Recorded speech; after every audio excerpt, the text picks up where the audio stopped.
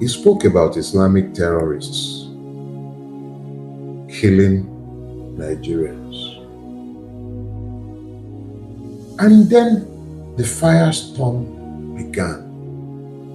And it is because of the edification of lies in that society.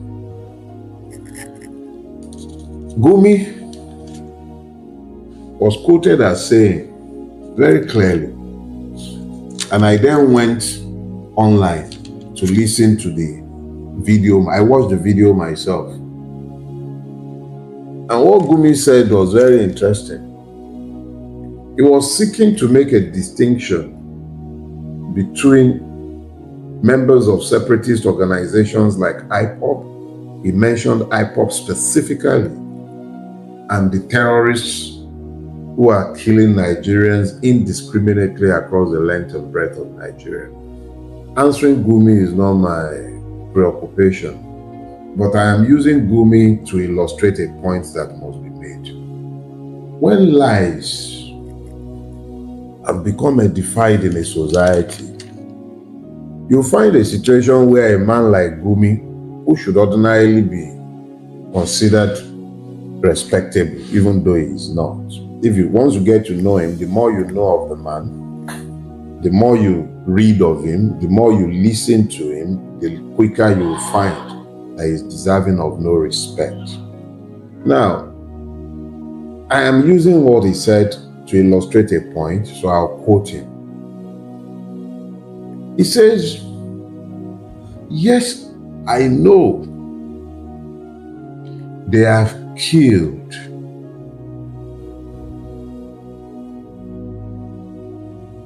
and it is wrong to kill anybody innocent. Yes, he knows that they have killed." And then he qualified it. "And it is wrong to kill anybody innocent." Who determines the innocence of the killed?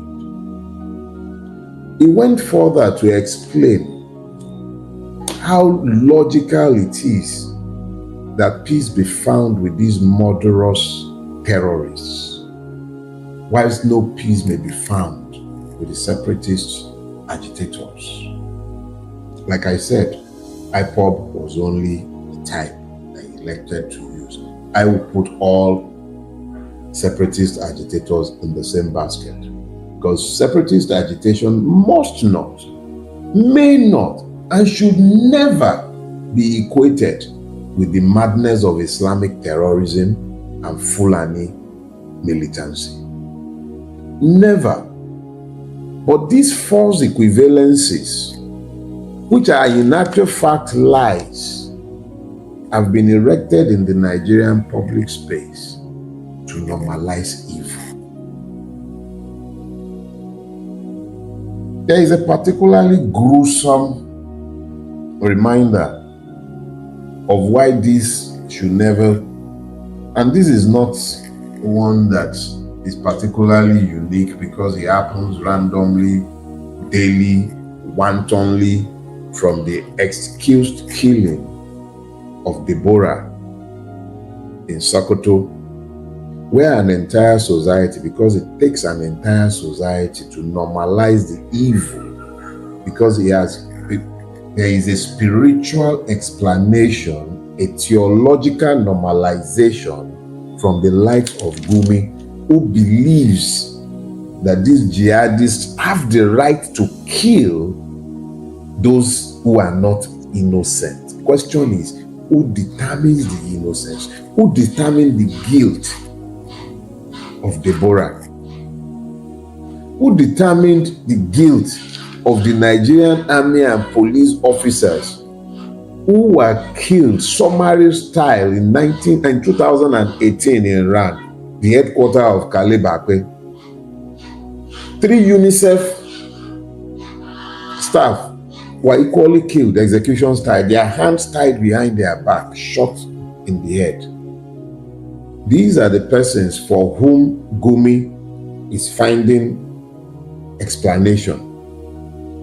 They went to Yelawata, over 200 persons They didn't even, they burnt them in their homes. These are the person for whom Gumi is offering explanations, seeking to normalize evil. Now, when a society begins the process of edifying lies, the first thing it does is that lies are normalized. Complex social, psychological, and institutional mechanisms that normalize these falsehoods are pushed